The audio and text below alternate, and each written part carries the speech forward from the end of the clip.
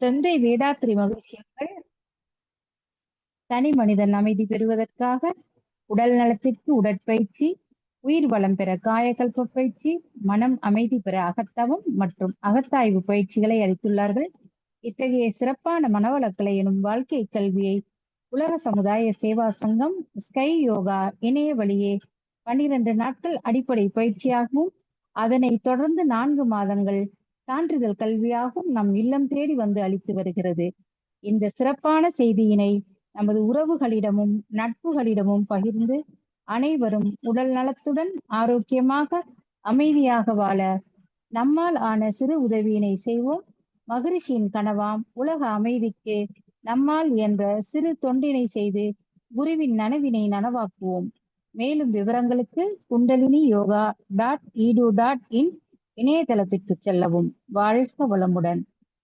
தவத்தினை தொடர்ந்து கவலை கற்பனை வலை என்ற தலைப்பிலே சிந்தனை விருந்து வழங்க பேராசிரியர் அருள்நிதி கோதை சோமசுந்தரம் அம்மா அவர்களை அன்புடன் அழைத்து அமர்கிறோம். வாழ்க வளமுடன் அம்மா. வாழ்க வளமுடன்மா. வாழ்க வளமுடன்மா. வாழ்க வாழ்க வளமுடன். இன்று நமக்கெல்லாம் சிறப்பாக துரிய தவம் நடத்திய பேராசிரியர் அருள்நிதி ராஜேஸ்வரி குமார் அம்மா அவர்களை வாழ்த்துவோம். பேராசிரியர் அருள்நிதி ராஜேஸ்வரி குமார் அம்மா அவர்களும் அவர் தம் அன்பு குடும்பமும் வாழ்க வளமுடன். அருட்பேராற்றல் கருணையினால் உடல் நலம், நீலாயுள், நிறை செல்வம், உயர் புகழ், மெஞ்ஞானம் ஓங்கி வாழ்க வளமுடன், வாழ்க வளமுடன், வாழ்க வளமுடன்.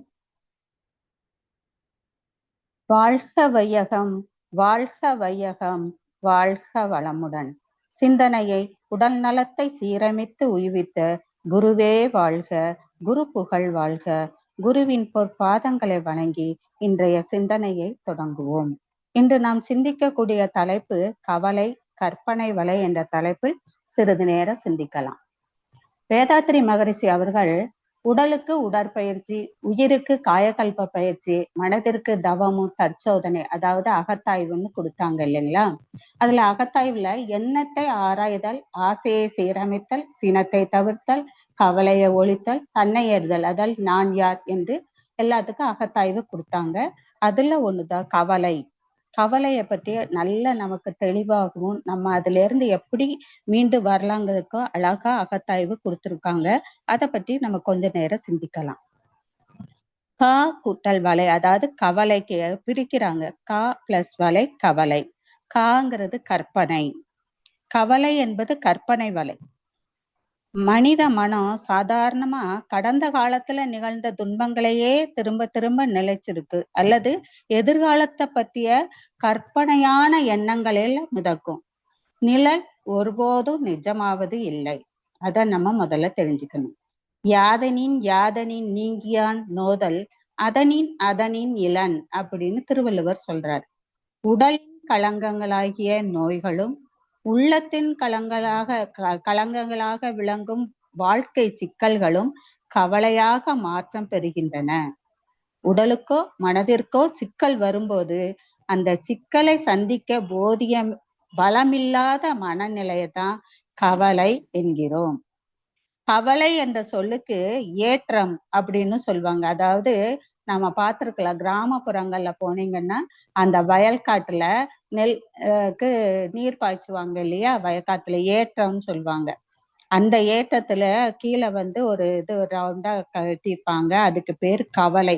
அந்த தண்ணியை இறைச்சி ஊத்து இல்லைங்களா ஏற்றத்துல ஏறி, அந்த தண்ணி இறைச்சி ஊத்துற அந்த இதுக்கு பேரு கவலைன்னு பேரு. அதைத்தான் சொல்றாங்க கவலை என்ற சொல்லுக்கு ஏற்ற, அதாவது தண்ணீர் இறைக்கும் கருவி என்ற பொருளும் உண்டு. ஏற்றத்தை விட கவலை விரைவாக தண்ணீரை கிணற்றில் இருந்து வெளியேற்றிவிடும். அந்த தண்ணி, கவலையில உள்ள தண்ணி அதை மிதிச்சுதான் அப்பெல்லாம், இப்பதான் மோட்டர் பம்பு செட் அது இதுன்னு வந்துருச்சு. அப்பெல்லாம் வயல்ல தண்ணிக்கு அந்த ஏற்றத்தை உபயோகப்படுத்திதான் தண்ணி பாய்ச்சுவாங்க. அப்ப அந்த கவலை அவ்வளவு தண்ணி நிறைய நீரை எடுத்து அப்படியே வயலுக்கு ஊத்திடும், வெளியேற்றி விடும். அதுக்கு பயன்படுத்துவாங்க. அந்த தண்ணீரை கிணற்றுல இருந்து வெளியேறும். அதே போலதான் இந்த மனம் கவலையும் அதிவேகத்தை உயிராற்றலை உடம்பிலிருந்து வெளியேற்றி விடும். நம்ம கவலைப்படுறது அதுக்கு பேரும் கவலை. தண்ணியை அதிகமா வெளியேற்றுதுல அதுக்கு பேர் கவலை தான். நம்மளுடைய கவலைனால உயிராற்றலும் உடம்புல இருந்து அதிகமா வெளியேறும், இதுக்கு பேரு கவலை தான். ஆசை தடைப்படும் போது தன்னில் எழும் சுய பச்சாதாபமே கவலை எனப்படுகிறது. ஆசை, நம்ம ஒரு பொருள் மேல ஆசைப்பட்ட ஒரு பொருள் மேலேயோ ஒரு ஏதோ ஒரு ஆசை ரொம்ப படும்போது அது கிடைக்காம நம்மளுக்கு தடை வரும்போது அப்போ நமக்கு என்ன வரும்? கவலை அதிகமா வரும். தேவைக்கும் இருப்புக்கும் உள்ள வித்தியாசத்தாலும் அல்லது நாம் எதிர்பார்ப்புக்கும் நடப்பதற்கும் உள்ள வேறுபாட்டாலும் அல்லது நாம் பற்று கொண்டுள்ள மக்களுடன் ஏற்படும் கருத்து பிணக்கினாலும் கவலை எழுவதை காணலாம். எப்படி ஆசை தடைப்படும் போது கவலை வருது, அதே மாதிரி தேவைக்கும் இருப்புக்கும் உள்ள வித்தியாசம், நம்ம கிட்ட எவ்வளவு தேவை இருக்கு இருப்பு இருக்கு அதுலயும் வித்தியாசம் வரும்போது கவலை வரும். நம்ம எதிர்பார்ப்போம், நம்ம யார்கிட்டயோ இல்லைன்னா நம்ம ஏதோ ஒண்ணு நம்ம எதிர்பார்த்து நடக்கல அப்படி சொன்னா அப்பமும் அதுல உள்ள இது வேறுபாட்டாலே நமக்கு கவலை வரும். நான் பற்று கொண்டுள்ள நம்ம யார் மேல ரொம்ப அதிக பற்று பாசம் வச்சிருக்கோமோ அவங்க கிட்ட கருத்து பிணக்கு இதெல்லாம் வரும்போதும் கவலை வரும். இன்று கவலையாக தெரிவது நாளை கவலையாக தெரிவதில்லை. இன்னைக்கு கவலையா இருப்போம், நாளைக்கு அது கவலையா தெரியாது. சரி, இது வரைக்கும் கவலை எப்படி ஏற்படுகிறது அப்படிங்கிறத தெரிஞ்சுக்கிட்டோம்.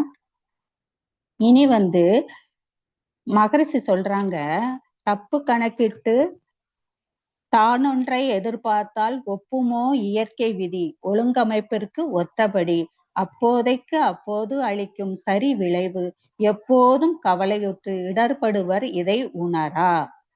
அதாவது இருப்புக்கும் தேவைக்கும் இடையே உள்ள வித்தியாசம் கவலையாயிட்டு, இருப்புக்கு தகுந்தவாறு தேவையை மாற்றி அமைத்து கொள்ளும் போது கவலையே இருக்காது அப்படின்னு சொல்றாங்க. கவலையில காரணங்கள், இந்த கவலை வருது கவலைன்னா அதுக்கு ஒரு காரணம் இருக்கும் இல்லையா? அப்ப கவலையில காரணம் எல்லாம் என்ன? 10 வகை காரணங்களை மகரிஷி சொல்றாங்க. கவலை எழுறதுக்கு 10 வகை காரணம் இருக்கு. என்னெல்லாம் பார்க்கலாமா? 1 கோபம், வஞ்சம், பொறாமை, வெறுப்புணர்ச்சி, பேராசை, ஒழுக்கம் மீறிய காம நோக்கம், தற்பெருமை, அவமதிப்பு, அவசியமற்ற பயம், அதிகார போதை. இவை நமது உள்ளத்துல நிலை பெறாவிட்டாமல் அவ்வப்போது இவற்றை ஆராய்ந்து கலைந்து கொண்டே இருக்க வேண்டும். இவை வளர்ந்தால் மனதில் நல்லெண்ணம் வராது, அது நிலைக்காது, உடலில் காந்த ஆற்றல் செலவாகிக் கொண்டே இருக்கும் அப்படின்னு மகரிஷி சொல்றாங்க. கவலையை பெருக்கும் மனநிலை, இந்த கவலையை அதிகமாக்குறதுக்கு 2 மனநிலைகளை சொல்றாங்க. கவலையை அது என்னன்னா திறமையின்மையும் அச்சமும். திறமையின்மையும் அச்சமும் இருந்தா அதிகமாகும் கவலை. திறமையின்மைன்னா என்ன? விழிப்பு நிலை இல்லாத மயக்க நிலை, இயற்கையின் ஒழுங்கமைப்பு அறியாமை, தீர்வு காணத்தக்க கூர்ந்த அறிவு இன்மை. திறமையின்மைன்னா என்ன? விழிப்பு நிலை இல்லாத மயக்க நிலை. அதாவது நமக்கு எந்த இது அவேர்னஸ் இல்லாம இருக்கிறதுன்னு சொல்லுவாங்களா, அந்த மாதிரி எப்பவும். அப்புறம் இயற்கையோட அந்த இயற்கை ஒழுங்கமைப்போட ஒத்து வாழாம இருக்கிறது, அதை பத்தின அறிவே இல்லாம அறிய. அப்ப தீர்வு காணத்தக்க கூர்ந்த, எதுலையுமே ஒரு நல்ல தீர்வு காணத்தக்க கூர்ந்த அறிவின்மை, இதெல்லாம் இருந்தாலும் திறமையின்மை. அச்சம் என்பது என்ன? தவறான செயல்களின் விளைவை கண்டு துணிவு இழந்து வருந்துதல். தவறான செயல்களின் விளைவை கண்டு துணிவு இழந்து வருந்துதல். தனது வாழ்வின் போக்கில் ஊறு விளைவிக்கும் என்று கற்பனை செய்து கொண்டு துணிவு இழந்து வருந்துதல். இது 2வது என்ன? தன்னோட வாழ்க்கையில எதெல்லாம் வந்தா ஐயோ இதெல்லாம் கெட்டது வந்துருமோ நடந்துருமோ அப்படி கற்பனை பண்ணிக்கிட்டு வாழ்ந்து வருது. அப்படின்னா இந்த கவலையை ஒழிக்க வேண்டும் என்றால் என்ன செய்யலாம்? கவலை இருக்கு, கவலையை கட்டாயம் ஒழிச்சே ஆகணும் அப்படிதான் மகரிஷி சொல்றாங்க. அப்ப அதுக்கு என்னெல்லாம் தேவை? இயற்கை ஒழுங்கமைப்பை அறிய வேண்டும். முதல்ல இயற்கையோட ஒழுங்கமைப்பை நம்ம அறியணும். சிந்திக்கும் திறனை பெருக்கிக் கொள்ள வேண்டும். தன்னம்பிக்கை வேண்டும், முயற்சி வேண்டும், துணிவு வேண்டும். இதெல்லாம் இருந்தா கவலைய கட்டாயம் ஒழிக்கலாம், கவலை இல்லாம இருக்கலாம் அப்படின்னு சொல்றாங்க மகரிஷி. இயற்கை ஒழுங்கமைப்பை பற்றி அறிய வேண்டும். அதாவது இயற்கை பத்தின இயற்கையோட ஒழுங்கமைப்பு அது எப்படி இருக்குது, அதோடு சேர்ந்து ஒத்து நம்ம கரெக்டா அதுபடியே வாழ்க்கை நடக்கணும். மற்ற உயிரினங்கள்லாம் அப்படிதான் வாழ்ந்துட்டு இருக்கு. ஆனா மனிதன் தான் அந்த இயற்கையை விட்டு இந்த பொருள் மயக்கம் புகழ் மயக்கம் இதெல்லாம் மயக்க நிலையில இருக்கனால இயற்கையை ஒழுங்கமைப்பை விட்டு அவன் வாழ்றதுனாலதான் அவனுக்கு துன்பம். சிந்திக்கும் திறனையும் பெருக்கிக் கொள்ள வேண்டும். நல்ல சிந்தனைகளையே திறனை பெருக்கி வாழணும். தன்னம்பிக்கை, முதல்ல தன்னம்பிக்கையும் வேணும், முயற்சியும் இருக்கணும், துணிவும் இருக்கணும்.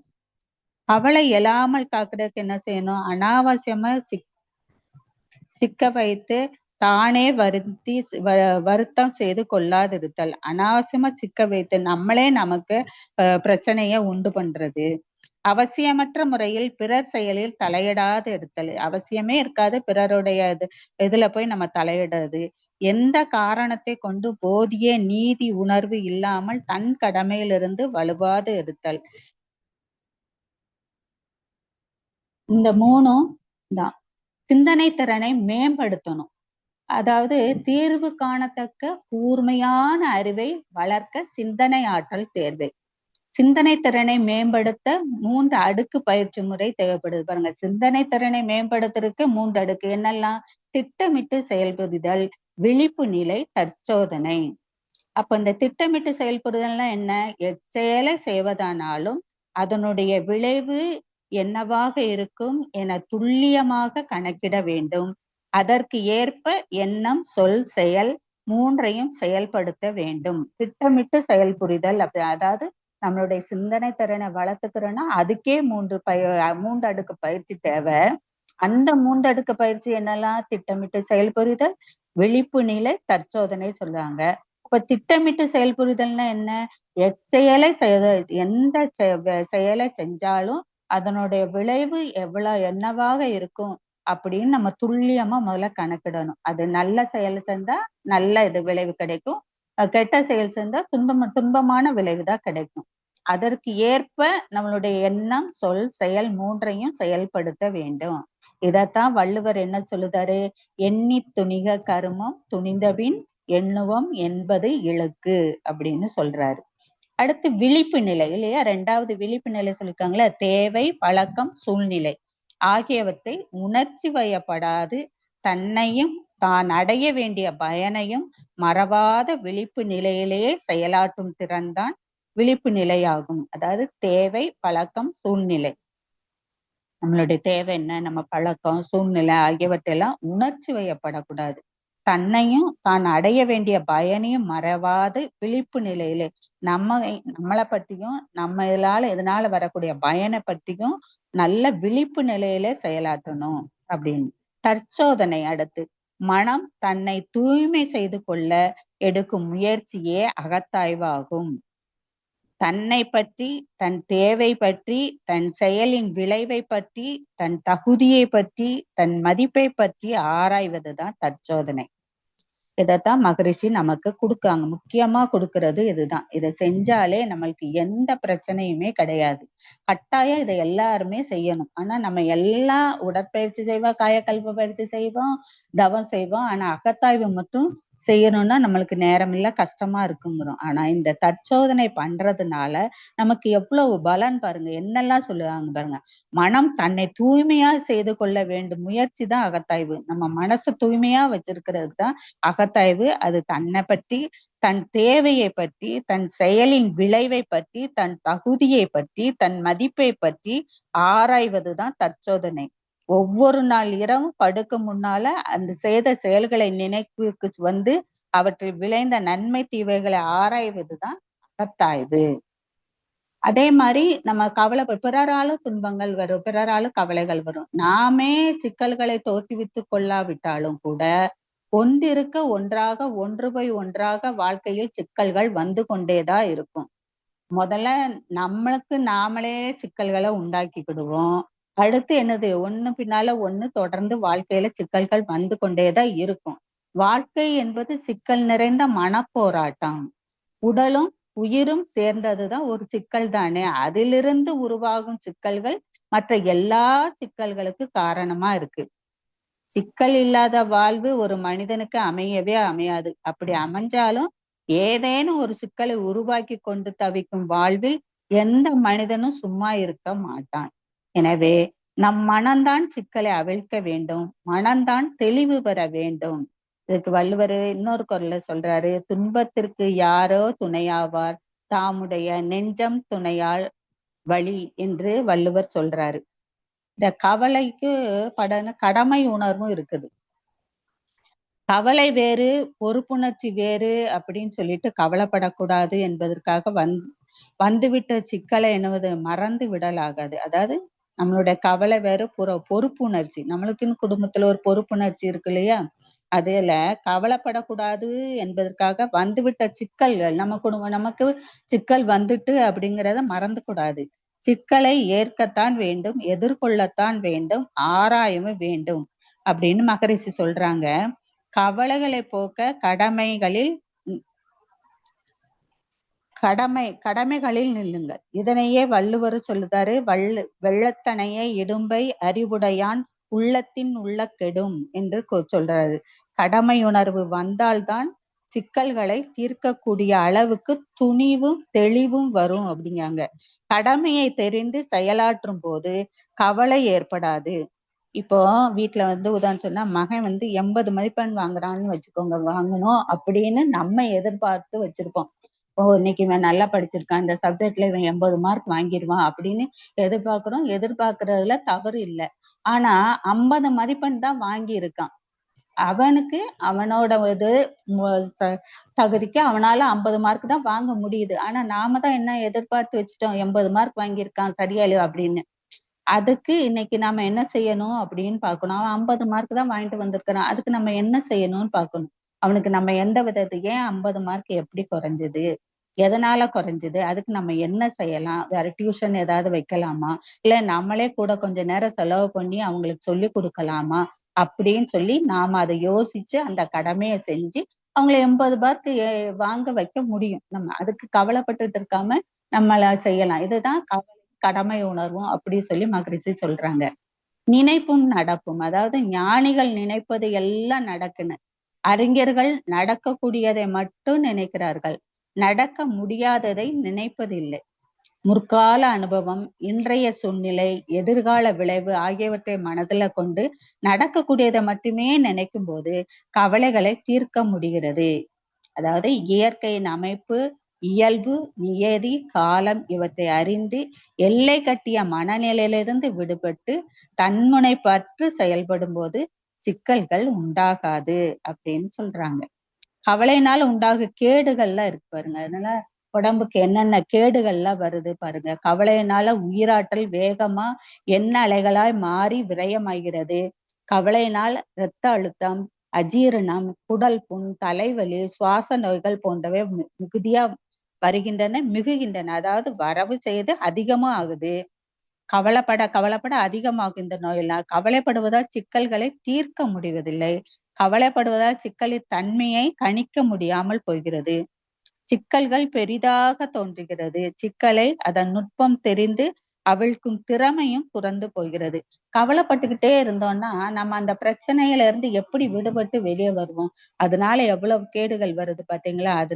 அப்ப அதுல இருந்து வெளியே வரணும்ல, அதுக்கு என்ன செய்யணும் அப்படின்னு எந்த கவலையை ஒழிப்பதற்காக மகரிஷி அவர்கள் அட்டவணை போட்டு 4 வகை கவலைகளாக பிரித்து அவற்றை அகத்தாய்வு செய்வதற்காக எளிமையான பயிற்சியை கொடுத்து இருக்காங்க மகரிஷி அவங்க. அதுக்காகத்தான் இந்த மாதிரி கவலைகளை நம்ம எப்படி தீர்க்கிறது, இதை தீர்க்க வழி தெரியாம நம்ம கஷ்டப்பட்டுக்கிட்டு உடம்பையும் கெடுத்துக்கிட்டு மனசையும் கெடுத்துட்டு இந்த பிரச்சனையில இருந்து நம்மளுக்கு வெளியே வர தெரியாம இருக்கிறோம். நம்ம என்ன பண்ணணும் ஏது பண்ணணும் தெரியாம.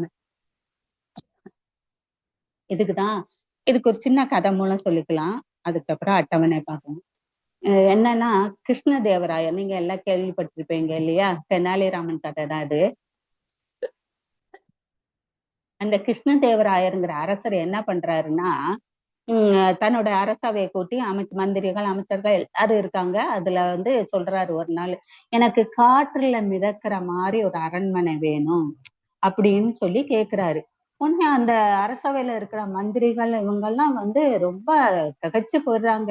என்னடா இப்படி காத்துல மிதக்கிற மாதிரி அரண்மனையா, அது எப்படி செய்ய முடியும், என்ன பண்ண முடியும் அப்படின்னு எல்லாருமே அதிர்ச்சியாகவும் ரொம்ப கவலையாகவும் இதுல இருக்காங்க. என்ன பண்ண முடியும், ஐயோ இப்படி கேக்குறாரு, உடனே எனக்கு எல்லாம் ஏற்பாடு பண்ணி தரணும் அப்படின்னு சொன்ன உடனே எல்லாரும் என்ன செய்யணும் இருக்கிறாங்க.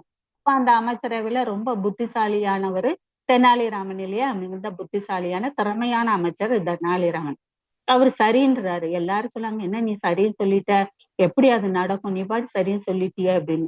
பாத்துக்கலாம் அப்படி சொல்லிட்டு போயிட்டாரு. கொஞ்ச நாள் கழிச்சு என்ன பண்ணாலும் எல்லாரும் நினைக்கிறாங்க, ஐயோ இவரு என்ன எப்படி பண்ண போறாரு, இவர் பாட்டு சரின்னு சொல்லிட்டாரு அப்படின்னு மத்த அமைச்சர்கள் மத்தவங்க எல்லாம் கவலைப்பட்டுட்டு இருக்காங்க. அப்புறம் ஒரு நாள் வந்து அந்த அமைச்சரவை கூடி இருக்கு, ராஜா அரசர் எல்லாம் உட்கார்ந்து கிருஷ்ணதேவராயர் எல்லாம் உட்கார்ந்துருக்காங்க. அப்ப ஒரு வயதான முதியவர் ஒண்ணு அழுதுகிட்டே ஓடி வராரு. அரசே அரசே என்ன இப்படி பண்ணிட்டேங்க சொல்லி ஒரே அழுக கத்துறாரு, அழுறாரு, இது பண்றாரு.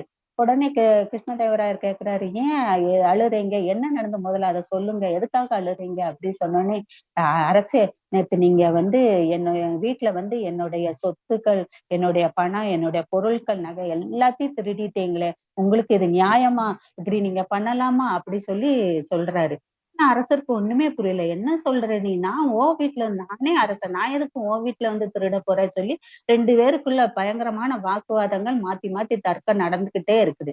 அப்ப அவர் சொல்றாரு, இல்ல நீங்க என் கற்பனையில வந்தீங்க, என் கற்பனையில எனக்கு வந்தது, நீங்க என் கனவுல நேத்து வந்து இப்படி திருடிட்டு போனீங்க அப்படி சொன்னீங்க, என்ன கனவுல வந்ததை போய் திருட உண்மையா வந்து கேக்குற, கனவுல எல்லாம் நடக்க உண்மையா, கற்பனையா பண்ணிட்டு அதெல்லாம் பொய் சொல்லி ரொம்ப தர்க்கம் பண்றாரு. தர்க்கம் பண்ணனதுக்கு அப்புறம் அவர் கொஞ்ச நேரம் கழிச்சு அந்த முதியவர் என்ன பண்ணாரு, தன்னுடைய தாடி தலைமுடி இதெல்லாம் நீக்கிட்டு பார்த்தா அது தெனாலிராமன் தான் அந்த முதியவர் வேடத்துல வந்து. அப்ப அவர் சொல்றாரு, எப்படி கற்பனையில வந்து நீங்க வந்து பொருள் நான் திருடேன் முடியாதுன்னு சொல்றீங்களோ, அதே மாதிரிதான் காத்துல கோட்டை கட்ட முடியாது, அரண்மனை செய்ய கட்ட முடியாது, அதை புரிய வைக்கிறதுக்காகத்தான் நான் இப்படி சொன்னேன் அப்படி சொன்ன உடனே அவரு முதல்ல அதை இதான் நினைச்சாலும் அப்புறம் அதை நினைச்சு சிரிக்கிறாரு. ஆமா, நான் செஞ்சது தவறுதான் அப்படி சொல்லி, நம்ம அமைச்சரவையில இப்படி புத்திசாலியான அமைச்சர் இருக்கிறாரு அப்படி சொல்லி அவரு சிரிச்சுக்கிறாரு. ஆனா அதுக்கப்புறம் சொல்றாருங்க, தெனாலிராமன் என்ன சொல்றாரு, எந்த ஒரு பிரச்சனை சிக்கல்கள் வந்தாலும் அதை நம்ம முதல்ல தெளிவா என்ன எது கேட்டுட்டு அதற்கான முடிவை நாம பண்ணணும் அப்படி சொல்லி அவரு அமைதியா சிந்திச்சு இந்த மாதிரி அதுவும் அரசர்கிட்ட ஒரு துணிவா ஒரு தைரியத்தோட பேசணும் இல்லையா, அதெல்லாம் செஞ்சு அவரை புரியவும் வைக்கணும், அதை புரியவும் வச்சு பிரச்சனைய சரி பண்ணாரு. அந்த மாதிரிதான் நாமளும் நமக்கு ஒரு பிரச்சனையோ கவலையோ வந்தா அதை எப்படி தீர்க்கணும் அப்படிங்கிறத நம்ம ஒரு அமைதியா இருந்து அதை அகத்தாய்வு பண்ணி ஆராய்ச்சி பண்ணி அந்த சிக்கல்கள் ஒவ்வொன்றையா எப்படிப்பட்ட சிக்கல்களோ அதை தீர்க்கணும். அதுக்குதான் மகரிஷியை ஒரு அட்டவணை மாதிரி கொடுத்து பயிற்சி கொடுக்குறாங்க. அந்த அட்டவணை 4 வகையா கவலைகளை பிரிச்சுக்கோங்க சொல்றாங்க. அதுல ஒண்ணு அனுபவித்தே தீர்க்க வேண்டியவை, தள்ளி போட வேண்டியவை, அலட்சியப்படுத்தி விட வேண்டியவை, உடனடியாக தீர்க்க வேண்டியவைன்னு சொல்லி கவலைகளை 4 வகையா பிரிச்சு அட்டவணை போட்டு அந்த மாதிரி நம்ம எழுதி எழுதி அகத்தாய்வு பண்ண சொல்றாங்க. அனுபவித்தே தீர்க்க வேண்டிய கவலைன்னா என்னன்னு முதல்ல செய்யணும். அனுபவித்தே தீர்க்க வேண்டிய கவலைகளை யாரும் ஒன்றும் செய்ய முடியாது, அவற்றை அனுபவிச்சுதான் ஆகணும். அவற்றை தள்ளி போடவும் முடியாது, அலட்சியப்படுத்தவும் முடியாது, தீர்வு காணவும் முடியாது என்ற நிலை இருக்கும். ஆகவே அவற்றை அனுபவித்தே ஆகணும். அப்படின்னா உதாரணமா சொன்னா, நம்ம குடும்பத்துல யாரா நமக்கு வந்து ஒருத்தவங்க வந்து போலியோ அட்டாக், அதாவது இளம்பிள்ளை வதச்சுன்னா அது வந்துருச்சு அப்படின்னா அது ஒண்ணும் செய்ய முடியாது. அதுக்காக நம்ம வந்து மற்ற ட்ரீட்மெண்ட் எடுக்கணும், அதுக்கான பயிற்சி என்ன பண்ணணுமோ அதை நம்ம செய்யணும், அதை அனுபவிச்சுதான் ஆகணும். அதை நம்ம வந்து ஒண்ணும் செய்யணும், அதை வந்து தள்ளி போட முடியுமா, முடியாது. அந்த மாதிரிதான் அந்த அது மாதிரியே அது ஆக்சிடென்ட், எதிர்பாரா விதமா ஆக்சிடென்ட்ல கை கால இழந்துருவாங்க இல்லையா, அது நம்ம ஒண்ணுமே, அதாவது கவலை இருக்கும்தான், கவலைப்பட்டுக்கிட்டே வாழ்ந்துக்கிட முடியாது. அப்ப அவங்க ரொம்ப கஷ்டப்படுவாங்க. அதனால அவங்களுக்கு நம்ம நல்லா கரெக்டா இருந்தாதான் அவங்களும் அவங்க வாழ்க்கைய நல்லா கொண்டு போக முடியும். அதனால என்ன பண்ணோம், அதை ஏத்துக்கிடணும், அனுபவிச்சுட்டு அதுக்கு அடுத்து நம்ம என்ன பண்ணலாம் அப்படி சொல்லி அவங்களுக்கு ஒரு நல்ல இதை கொண்டு வர்றதுக்கு அவங்களுக்கு நம்ம உதவி பண்ணணும். அதே மாதிரி என்ன பண்ணுவாங்க, சின்ன வயசுலயே ஆக்சிடென்ட்ல குழந்தைகளை இழந்த பெற்றோர்கள் எல்லாம் இருப்பாங்க. அவங்க கவலைப்பட்டு பட்டு பட்டு தன் உடம்பையும் உள்ளத்தையும் அதை ஏதாவது பண்ண முடியுமா அப்படின்னா முடியாது. ஆனா கவலைப்பட்டுக்கிட்டே இருந்து நம்ம வாழ்க்கை நம்ம உடனே கெடுக்கிறதுக்கு பதிலா நம்ம அதை அனுபவிக்கணும் அப்படின்னு இருக்குங்க, அனுபவிச்சுட்டு மற்ற குழந்தைகளுக்காக தன் வாழ்க்கைய வாழணும். இந்த மாதிரி இதெல்லாம் அனுபவித்தே ஆக வேண்டிய இது. அப்புறம் தள்ளி போட வேண்டியவை, சில காரணங்களால் தீர்க்கப்பட வேண்டியவையே ஆயினும் அவற்றை இன்று இப்போது உடனடியாக தீர்க்க முடியாத நிலை இருக்கும். அவற்றை தள்ளி போட்டு காலம் வரும்போது எளிதாக தீர்த்து விடலாம். மாறாக இப்போதே தீர்த்தாக வேண்டும் என்று தொடங்கினால் பின்னால ஏற்பட இருக்கும் நன்மைகள் கெட்டு போகும். அதோடு இல்லாம வேறு பல துன்பங்களுக்கும் அது பிறப்படம் ஆகிவிடும் அப்படிங்காங்க. இதற்கு உதாரணம் என்னன்னா, தள்ளி போடுறதுக்கு உதாரணம் என்னன்னா, மகளின் திருமணம். இப்போ ஒரு பொண்ணு வீட்டுல குழந்தை இருக்குது.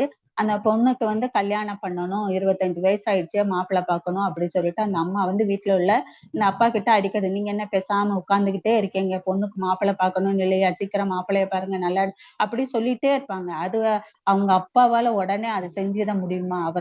அவரால ஏதாவது செய்ய முடியாது. அதை என்ன பண்ணணும், காலம் வர வரைக்கும் கொஞ்சம் தள்ளி போடத்தான் இருக்கணும். நல்ல குடும்பம் வரட்டும், நல்ல பையன் வரட்டும், பார்த்து நம்ம செய்யலாம் அப்படின்னு சொல்லி சிறிது காலம் தள்ளி போடலாம். அதனால ஒண்ணும் தப்பு இல்லை. நல்ல இடம் வர வரைக்கும் தள்ளிதான் போடணும். அதே மாதிரி மகனின் வேலை, அதாவது மகனுக்கு நல்ல வேலை கிடைக்கணும், வேலை கிடைக்கணும்னு சொல்லிட்டு நம்ம இந்த வேலை கிடைக்கலன்னு சொல்லி வீட்டுல உள்ளவங்க ஒருத்தருக்கோ ஒருத்தர் சண்டை போடுறதோ முறைச்சுக்கிறதோ, வேலை கிடைக்கல திட்டு, அதனால ஒரு பிரயோஜனமும் இல்லை. நல்ல வேலை கிடைக்கிறதுக்கு பொறுமையா இருக்கணும், கொஞ்சம் தள்ளி போட்டுதான் வரணும். இதுக்கு கவலை அது சமுதாயமும் அரசாங்கம் தான் படணுமே தவிர அது நம்மளுடைய பிரச்சனை ஆகாது. இப்போ எல்லாம் நடக்கிற இதுல எல்லாம் என்னது, உடனே உடனே பிரச்சனையை தீர்க்கணும்னு சொல்லிட்டு முடிவு எடுக்கிறதுனாலதான் துன்பங்கள் வருது. எந்த கவலையை எதலோடு தீர்க்கிறது தெரியாதனாலதான் இப்ப பல பிரச்சனைகளுக்கு காரணமா அமையுது. அது மாதிரி அலட்சியப்படுத்த விட வேண்டியது. சில வகை கவலைகளை அலட்சியப்படுத்தணும் அப்படிங்காங்க. சில வகை துன்பங்களை பத்தி கவலையே கொள்ளக்கூடாது, அலட்சியம் செய்திடணும். சிக்கலான ஒரு நிலை இல்லாதது போல் பாவித்து கொள்ளணும் அப்படிங்காங்க. அது என்னன்னா, வீட்டுல வயசானவங்க ஒரு 70 80 வயசுக்கு மேல இருக்கிறவங்க பெரியவங்க எல்லாம் இருக்காங்க அப்படின்னா, ஏதாவது ஒண்ணு தொண சொல்லிக்கிட்டே இருப்பாங்க இல்லையா. இதையே இங்க வச்ச, அதையே அங்க வச்ச, இதையேன் செய்யல, இந்த வேலையை இன்னும் செஞ்சு முடிக்கல, அப்படி ஏதாவது ஒண்ணு வீட்டுல சொல்லிக்கிட்டே இருப்பாங்க. அப்படி சொல்லிக்கிட்டே இருக்காங்க. பெரியவங்களை போய் எதிர்த்து நின்னோம் அவங்களை ஏதாவது சொன்னோம்னா, ஒண்ணு அவங்க மனசு கவலைப்படும். ரெண்டாவது அவங்க பெரியவங்க அப்படிங்கிற நம்ம எதிர்த்து பேசவும் நம்மளால முடியாத சூழ்நிலையும் இருக்கும். அப்ப அந்த மாதிரி டைம்ல நம்ம காதுல வாங்காம அது மாதிரி நின்றுகிட்டு அந்த கவலைய வந்து ஒரு அலட்சியப்படுத்துறதுன்னா அதுதான் அர்த்தம். அதான் நம்ம கவலை காதுல வாங்காத மாதிரி இருந்தா அதை வந்து பொறுமையா அப்படியே சகிச்சுட்டு போலாம். இல்ல பக்கத்து வீட்டுல உள்ளவங்கனால ஏதாவது ஒண்ணு, பக்கத்து வீட்டுல உள்ளவங்க அடிக்கடி சண்டை போட்டுக்கிட்டே இருப்பாங்க. ஏதாவது குப்பையை கொண்டு போடுறது, ஏதாவது சண்டை அவங்களோட நம்ம பதிலுக்கு பதில் சண்டை போட்டு அதனால கிடைக்கிற ஏதாவது பலன் இருக்குமா? அது கிடைச்சிருக்கா? அது ஒண்ணும் இல்லை. அதுக்காக கவலைப்படலாமா? அதனாலயும் ஒரு பிரச்சனையும் இல்லை. அதை அலட்சியப்படுத்துற மாதிரி நம்ம விட்டுறோம். சரி இவங்களுக்கு வேற வேலையே இல்லை, தானா அவங்க பேசி பேசி அவங்களே தானா ஒரு சில நேரத்துல சரியாயிருவாங்க. அதே மாதிரி மத்த வீட்டுல வந்து கணவன் மனைவியோ இல்லைன்னா வேற யாரோ ஒருத்தர் அடிக்கடி ஏதோ ஒண்ணு குறை சொல்லிட்டு கணவன் மனைவிட்ட ஒரே சண்டை போட்டுக்கிட்டு திட்டிக்கிட்டு வச்சிருந்தாங்கன்னா, பொறுமையா கேட்டு கொஞ்சம் காதுல வாங்கையும் வாங்காத மாதிரி இருந்துட்டு நம்ம பாட்டுக்கு நம்ம வேலையை செஞ்சு பொறுமையாவும் அலட்சியமா பேசாம இருந்துட்டோம்னா, கொஞ்ச நேரம் கழிச்சு சரியான அப்புறம் அவங்க கிட்ட அந்த பிரச்சனையை பேசி சரி பண்ணி கொள்ளலாம். அதனால அது வந்து அதுல வந்து வேற எதுவும் நம்ம பண்ணக்கூடாது. அதைத்தான் மகரிஷி அலட்சியப்படுத்து, அதெல்லாம் ரொம்ப பெருசா எடுத்துக்க கூடாது அப்படி சொல்றாங்க. அப்புறம் உடனடியாக தீர்க்க வேண்டிய கவலை, உடனடியா போனோம் அப்படின்னா, நம்ம ஒரு ஃபங்க்ஷன் போறோம், ஒரு கல்யாண வீட்டுக்கு போறோம், பார்த்த உடனே என்ன பண்ணணும், வயிறு நிறைய சாப்பாடு, நிறைய ஐட்டம் வச்சிருக்காங்கன்னா அவ்வளவு ஐட்டத்தையும் சாப்பிடணும்னு சொல்லிட்டு எல்லாத்தையும் சாப்பிட்டுட்டு அதுக்கப்புறம் மூச்சு கூட விட முடியாம கஷ்டப்பட்டு அஜீரணம் ஆகாம சங்கடப்படுவோம், அஜீரணம் வரும். அதனால அஜீரணம் உடல் பாதிக்கும், உள்ள பாதிக்கும், எல்லாம் பாதிக்கும். எல்லா நோயும் வர்றதுக்கு காரணமா அமைஞ்சிரும். அதனால அதெல்லாம் உடனடியா தீர்க்கணும். உடனே இந்த அஜீரணம் ஏற்படுதா, உடம்பு சரியில்லாம போதா, உடனே அது டாக்டர்கிட்ட போவோம், மருந்து மாத்திரை வாங்கி சாப்பிடுவோம், அது சரி பண்ணனால உடனே தீர்க்க வேண்டியது. அது மாதிரி கடன், இப்ப நம்மளுக்கு ஒரு 10,000 ஒரு 50,000மோ இல்லைன்னா 1,00,000மோ ஒரு கடன் இருக்குது நமக்கு. அதை வந்து மாசம் மாசம் கட்டிக்கிட்டு இருக்கிறோம், இஎம்ஐ மாதிரி ஏதோ ஒரு இதுல கட்டிக்கிட்டே இருக்கிறோம் நமக்கு. ஆனா வருமானம் கம்மியா இருக்கு, அதை கட்டிக்க ரெண்டுக்குமே சரியா இருக்கு, இப்படியே கஷ்டப்பட்டுக்கிட்டே இருக்கும். அப்ப அதை சரி செய்யணும்னா என்ன பண்ணணும், நம்ம கிட்ட ஏதோ ஒரு சொத்து ஏதோ ஒரு இருக்குது, அதை வித்து சரி பண்ணலாம் அப்படின்னா அந்த இடத்தை வித்து அந்த கடனை உடனே அடைச்சு நம்ம உடனே சரி பண்ணிடலாம். அதுக்கு நம்ம வட்டிக்கு மேல வட்டிக்கு அப்படி குட்டி போட்டு அது கடன் ரொம்ப இதாகிறதுக்கு பதிலா முதலே ஒரு இடத்த வித்து அந்த கடனை அடைச்சிட்டு 1,00,000த்தோடய அது முடிஞ்சிரும் இல்லையா அந்த கடன், அப்போ சீக்கிரம் முடிச்சிடலாம். அதே மாதிரி சொத்து பிரச்சனை, ஒரு அப்பா இருப்பாரு, பையன் இருப்பான். அவங்க 2 பேர் இருக்கும்போதே சொத்தெல்லாம் பிரிச்சு கொடுத்து உடனே அவர் பண்ணிட்டா அந்த குடும்பத்துல சண்டையோ சச்சரவோ இருக்காது. அவர் எதுவுமே செய்யாம போயிட்டாருன்னா அண்ணன் தம்பிக்குள்ள முதல்ல இருக்கும் சண்டை வரும். அப்புறம் குடும்பத்துக்குள்ள சொத்தை பிரின்னு சொல்லி சண்டை வரும். அதெல்லாம் சொன்னா ஐயா இது பரம்பரையான சொத்து, நாங்க பிரிக்க மாட்டோம் வைக்க மாட்டோம் அப்படின்னு வச்சுட்டே இருந்தா 2 குடும்பத்துக்குள்ளேயே சண்டையும் வரும், பிரச்சனைகள் வரும். அப்புறம் கோர்ட் வரைக்கும் போவாங்க, அடிதடி வரும், 2 அண்ணன் தம்பி எங்க பகையாளி ஆகிருவாங்க இல்லையா? அந்த மாதிரி சொத்து பிரச்சனை வந்து அதெல்லாம் உடனே உடனே தீர்த்திரணும் அப்படின்னு மகரிஷி சொல்றாங்க. இப்படிதான் ஒவ்வொரு கவலைகளையும் நம்ம தீர்க்கணும். சிக்கல்ல நடுவு நிலையோட ஆராயணும். நம்மளுக்கு என்ன சிக்கல் என்ன பிரச்சனைங்கிறத ஆராய்ந்து அதன் இயல்பும் தன்மையும் உணர்ந்து மேற்கண்ட நான்கில் எந்த ஒன்றில் சரியாக வருகிறது என்று நிதானமாக பிரித்து பார்க்கணுங்கிறாங்க. இதுதான் ரொம்ப முக்கியம். சிக்கலை நடுநிலைமையோட ஆராயணும், அதோட இயல்பு தன்மையை உணர்ந்து இந்த 4ல எந்த ஒண்ணு சரியா வருகிறதோ நிதானமா பிரித்து பார்க்கணும். சிக்கல்களை தவறாக பிரித்து விட்டால் அது புது சிக்கலுக்கு வழிவகுத்து விடும். தப்பா பண்ணிட்டோம்னா இவ்வாறு அதாவது இப்ப அனுபவித்தே ஆக வேண்டிய கவலைய நம்ம உடனடியா தீர்க்கணும் அப்படின்னு பண்ணக்கூடாது. நம்ம தள்ளி போட வேண்டியதையும் நம்ம தள்ளிதான் போடணுமே தவிர அதை அலட்சியப்படுத்திடவும் கூடாது. உடனடி இதுலயே வச்சுக்கூடாது. ஆனா இப்பெல்லாம் நடக்கிற இதுல கவலையில தள்ளி போடனாதான் கல்யாணம் இந்த இதுல எல்லாம் பிரச்சனைன்னு வந்தா உடனே என்ன பண்ணிட்டாங்க, உடனடி தீர்வு தான், உடனே டக்குன்னு டைவர்ஸ் கொடு அப்படின்ட்டு போயிருந்தாங்க. அதாவது கவலைய பிரித்து பார்க்க தெரியாததுனால இந்த தவறுகள் இந்த துன்பங்கள்லாம் எல்லாம் காரணமா அமைகிறதுங்கிறத நம்ம இப்ப புரிஞ்சுக்கொள்ளணும். அதாவது இந்த கவலையை பிரித்து பார்த்தோம்னா இருக்கக்கூடிய சிக்கல்களுக்கு எல்லாம் தீர்வு கண்டுபிடித்து விடலாம். அதன் பிறகு சிக்கல்களை நம்மளே கவலைப்படுத்தவே படுத்தாது. ஆகவேதான் எல்லாம் சரியாகத்தான் நடைபெறும். சிக்கல்களை கண்டு மிரளக்கூடாது. சிக்கலின் தன்மை, காரணம், உண்டான விதம் ஆகியவற்றை ஆராய வேண்டும். தீர்க்க முடியாத துன்பம் என்று ஒன்றுமே கிடையாது. தீர்க்கும் வழியை தீர்க்கமாக அறியாதவர்களே உண்டு. திறக்க முடியாத பூட்டே கிடையாது. சரியான சாவியை கண்டுபிடிக்காதவர்கள் தான் உண்டு. அதாவது நம்மளுக்கு என்ன பிரச்சனை வந்தாலும் அதுக்கு ஒரு தீர்வு இருக்கு. ஆனா அதை சரியா நம்ம வழிநடத்தி போனா அந்த தீர்வை நம்ம கண்டுபிடிக்கலாம். இதுக்கு சொல்றாங்க பாரு தீர்வுக்கு, வறுமையையும் கடனையும் முயற்சியாலும் சிக்கனத்தாலும் தீர்க்க முடியும். பாத்தீங்களா? வறுமையும் கடனும் இருந்தா நம்ம முயற்சி செஞ்சாலும் சிக்கனத்தாலும் தீர்க்க முடியும். நோயை செயலொழுக்கம் மருந்துண்ணல் என்பனத்தால் போக்க முடியும்.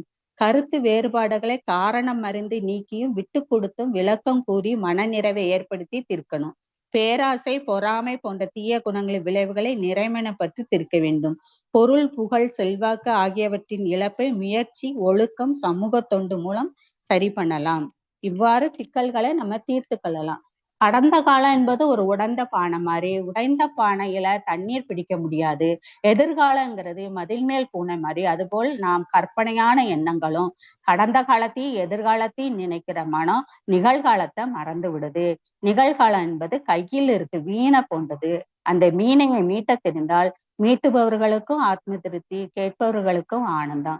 இதைத்தான் பாரதியார் நல்லதோர் வீணை செய்தே அதை நலங்கட புழுதியில் எறிவதுண்டோ, சொல்லடி சிவசக்தி என்னை சுடர்மிகும் அறிவுடன் படைத்து விட்டாய், வல்லமை தாராயோ இந்த மாநிலம் பயனுற வாழ்வதற்கேன் பாடினார். உங்களுக்கு இருக்கிற ஆற்றல்கள் இல்லாத, உங்களுக்கு இருக்கின்ற ஆற்றல்கள் குறைவான பறவைகள், விலங்குகள், உயிரினங்கள் எல்லாம் எவ்வளவு கவலைப்படாததே இல்லை. மனிதர்கள் மட்டும்தான் கவலைப்படுறார்கள். எதை பத்தி கவலைப்படுறாங்க? எனக்கு எதுவும் கிடைக்காமல் போயிடுமோ, கவலைப்படாத, கடவுள் உனக்கானதை கொடுப்பார். எனக்கு ஏதாவது ஆகிவிடுமோ, கவலைப்படாதீங்க, கடவுள் உங்களோடுதான் இருக்கிறார். நாளைக்கு என்ன ஆகுமோ கவலைப்படாதீங்க, ஒவ்வொரு நாளும் உன்னை வழி நடத்துகிற கடவுள் உன்னோடு இருக்கிறார் என்கிற நம்பிக்கை தான். நான் ராத்திரி படுக்கும் போது அலாரம் வைக்கிறோம், ராத்திரி இட்லிக்கு மாவு ஊற வைக்கிறோன்னு கடவுள் அடுத்த நாளும் நம்மை காப்பாத்த போகிறார் அப்படிங்கிற நம்பிக்கையோட தான் நம்ம அதை செய்யறோம். நம்மை வழிநடத்தி கொண்டு இருக்கிற கடவுள் மேல நம்ம கவலைப்படுறதுனால ஒரு அவமரியாதை தான் நம்ம என்பதை உணர்ந்து கொண்டு சந்தோஷமா எல்லாரும் இருக்க வேண்டும் என்று கூறி, நம்மளும் சந்தோஷமா இருந்து நம்ம குடும்பத்தாரே சந்தோஷமா வச்சுக்கிட்டு நம்ம சுற்றி இருக்கிறவர்களையும் மகிழ்வாகவும் சந்தோஷமாக வைத்துக் கொள்ள வேண்டும் என்று கூறி உங்கள் அனைவருக்கும் நன்றிகளும் வாழ்த்துக்களும் கூறுகிறேன். வாய்ப்பளித்த அனைவருக்கும் நன்றிகளும் வாழ்க வளமுடன் என்ற வாழ்த்துக்களும். என் சிந்தனையை இத்தனோடு நிறைவு செய்கிறேன். வாழ்க வளமுடன். நன்றி அம்மா. வாழ்க வளமுடன். வாழ்க வளமுடன். வாழ்க வளமுடன்மா. மிகவும் சிறப்பான சிந்தனை. வாழ்க வளமுடன்மா. வாழ்த்துக்கள். உரை கவலை கற்பனை வலை என்ற தலைப்பிலே நல்ல பல விளக்கங்களை அளித்த பேராசிரியர் அருள்நிதி கோதை சோம